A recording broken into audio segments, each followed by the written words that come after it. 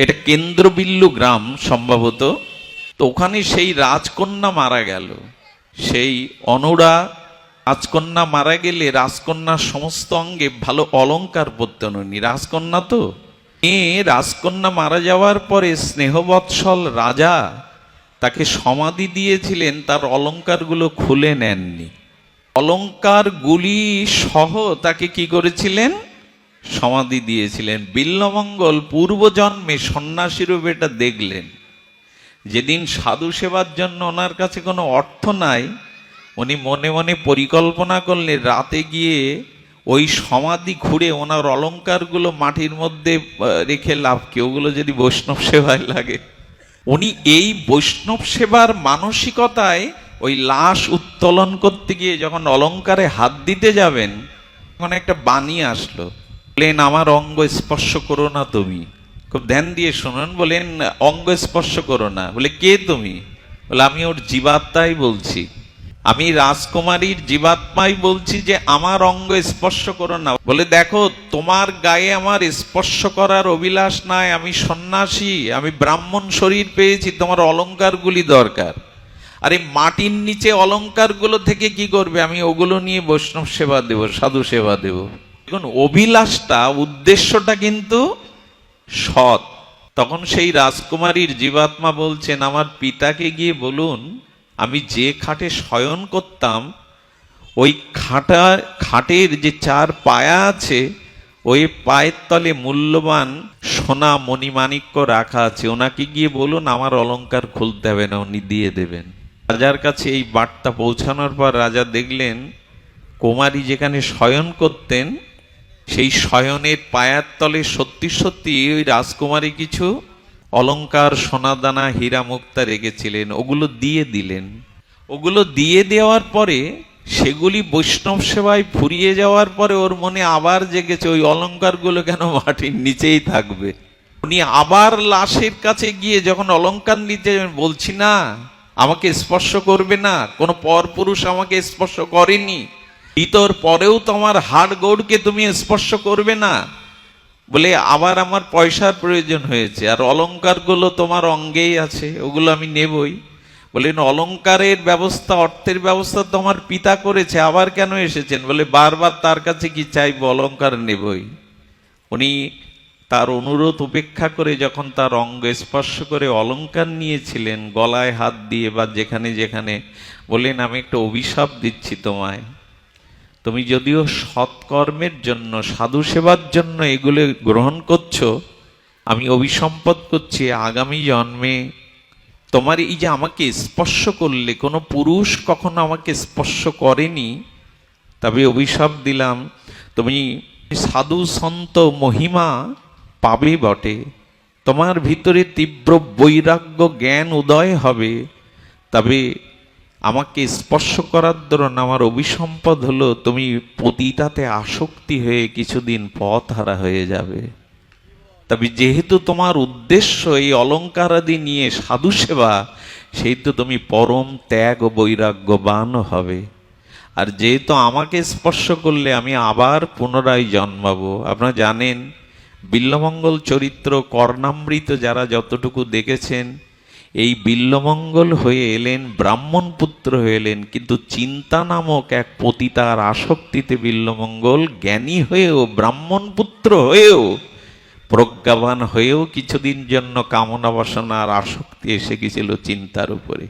এই সেই কুমারী, তিনি চিন্তা হয়ে এসেছিলেন, আর ওই সন্ন্যাসী বিল্বমঙ্গল হয়ে এসেছিলেন। পরবর্তীতে তিনি জানেন যে তিনি চক্ষুকে অন্ধ করে ব্রজের পথে উঠেছিলেন। তিনি তার জীবনে রাধা মাধবের এই যুগল ভজন উপলব্ধিতে শ্রীধাম বৃন্দাবনে তিনি মুরলীধারী শ্যামসুন্দর মদন মোহনকে পেয়েছিলেন, এবং চিন্তা নামক যে পতিতা তিনিও ব্রজের পথে উঠেছিলেন, ভজনের পথে উঠেছিলেন। এই ঘটনাটা এই কারণে বলা, এই মনুষ্য জীবনে আমাদের কষ্টার্জিত অর্থ, আমাদের শ্রম যদি একটু মহৎ সেবায় লাগে, গুরু গোবিন্দ সেবায় লাগে, মহৎ সেবায় লাগে, সৎকর্মে ব্যয় হয়, তবে এই অর্থ পরকালেও আপনার সুকৃতি সৌভাগ্যের কারণ হয়ে যায়। শুধু অর্থ সম্পদ ধন সম্পত্তি যদি নিজের স্ত্রী পুত্র পরিজন ভোগেই কাজে লাগে, কোনো মহৎ সেবায়, কোনো মহৎ কর্মে, কোনো মহৎ সেবা মহৎ কর্মে এই অর্থ বিনিয়োগ না হয়, তবে আমাদের পূর্ব সংস্কার জন্মায় না। আরেকটি ভক্তমাল চরিত্রের ঘটনা মনে পড়ল নাভাজির। এখানে আপনারা জানেন করলি বলে রাজস্থানের একটি রাজ্য আছে, নাম কি বললাম? করলি। এখানে আমাদের বৃন্দাবনের বিখ্যাত বিগ্রহ মদন মোহন এখনো আছেন। সনাতন গোস্বামী পাদের সেবিত বিগ্রহ মদন মোহন। আপনারা জানেন সেই মোগলদের যখন বৃন্দাবনে মন্দির ভাঙা হচ্ছে, গোবিন্দজির মন্দির ভেঙে দিয়েছিল। গোবিন্দজির মন্দির এখনো বৃন্দাবনে যে সাক্ষী আছে, বিনা সিমেন্টে কিভাবে এমন একটা 7 তলা মন্দির তৈরি করা যায়, ঔরঙ্গজেব 3 তলা পর্যন্ত ভাঙতে পেরেছিলেন, তারপর আর ভাঙতে পারেননি। সেই ইতিহাস অন্য এখনো যেটুকু সাক্ষ্য দিচ্ছে সেটুকু অপূর্ব নিদর্শন গোবিন্দজির মন্দিরে। মদন মোহন করলিতে চলে গিয়েছিলেন।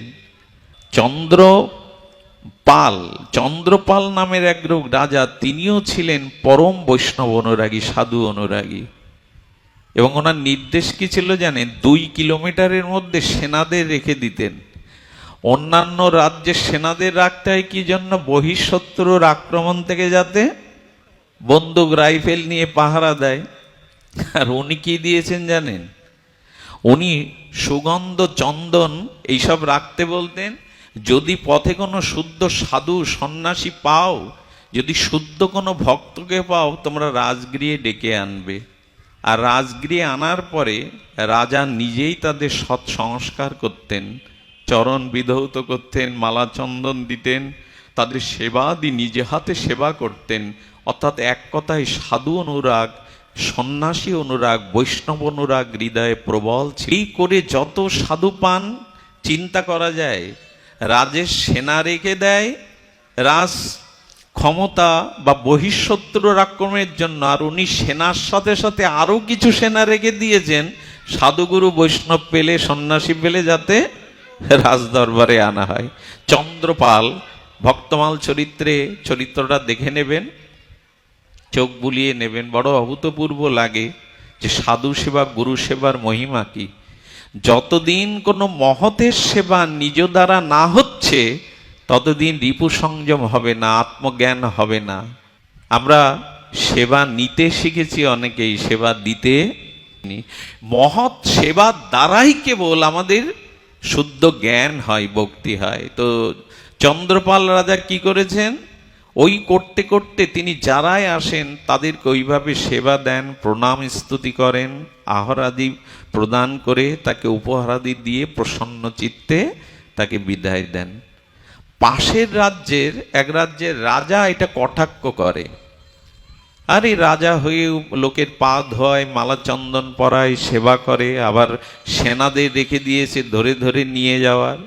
নিয়ে হঠাৎ করে বলছেন একজন দুষ্টু লোককে, চালাক লোককে, কূটবুদ্ধি সম্পন্ন লোককে ডেকে বলেন, এই তুমি একটু তিলকমালা নিয়ে যাও তো এই রাজ্যে, দেখি কি করে তোমায়, যাও আমি একটু পরীক্ষা করব। তো উনি তিলকমালা বাইরের কপট ভাবে নিয়েছেন, দুষ্ট বুদ্ধিতে নিয়েছেন। ওনাকে যখন নিয়ে যাওয়া হয়েছে তখন রাজার সামনে গেলে দেখুন, এরা বোকা না, যারা সেবা করে সাধু সঙ্গ করে সরল হতে পারে, কিন্তু এরা বোকা না। দেখেই বুঝে ফেলেছেন ইনি কপট বেশ ধারণ করে এসেছেন, কিন্তু উনি ওনার কর্তব্য পালন করছেন। ধৌত করলেন, তাকে উপযুক্ত সেবা দিয়ে দিলেন। আর উনি যখন তাদের প্রণামী দিতেন তখন রাজকোষের অর্থ সামনে রাখতেন, কৃপা করে আপনি এর থেকে গ্রহণ করুন। অনেকেই তো ওভাবে নিত না, কিন্তু যেই বলেছে ও বেশি বেশি তুলে নিয়েছে। কোন উদ্দেশ্য তো ওকে পরীক্ষা করতে আসা, রাজা পাঠিয়েছেন। অনেকগুলো অর্থ বৃত্ত এইগুলো নিয়ে যখন পড়েছেন, যাওয়ার সময় বলছেন, আমি নিজে একটা উপহার কাউকে এভাবে দেইনি, আপনাকে দিচ্ছে, এটা নিয়ে যান আপনার রাজাকে, যিনি আপনাকে পাঠিয়েছেন তাকে দিবেন। ও কি করেছেন, একটা ফুটো কড়ি একটা কাপড়ে বেঁধে ওনার কাছে দিয়েছেন, যেটা আপনাকে পাঠিয়েছেন ওনার কাছে দিবেন। ফুটো কড়িটা দেখে বলছেন, এটা কেন তোমাকে অর্থ নিতে দিল, আমাকে এটা দিতে বলল কেন? রাজ পণ্ডিত যিনি ছিলেন তিনি বললেন, আপনি সাধু সেবাকে কটাক্ষ করেছেন, রাজার বৈষ্ণব সেবা সন্ন্যাসী মহতের সেবাকে কটাক্ষ করেছেন। উনি জানান দিলেন, বৈষ্ণব বেশে যিনি গেছেন তিনি তাকে অমর্যাদা করেন, তাকে উপযুক্ত সেবা শুশ্রূষা উপযুক্ত তাকে সেবা করিয়ে তাকে উপঢৌকন দিয়েছেন, কিন্তু আপনি যে অহংকারী মন নিয়ে অবিশ্বাসী মন নিয়ে তাকে পরীক্ষার জন্য পাঠিয়েছেন। উনি এই ফুটো কড়ি দিয়ে জানালেন, অবিশ্বাস থাকলে সন্দেহ থাকলে পরীক্ষার ভাব নিয়ে সাধুসঙ্গ করলে ফুটো কড়িই পাওয়া যায়, আসলে কিছু পাওয়া যায় না।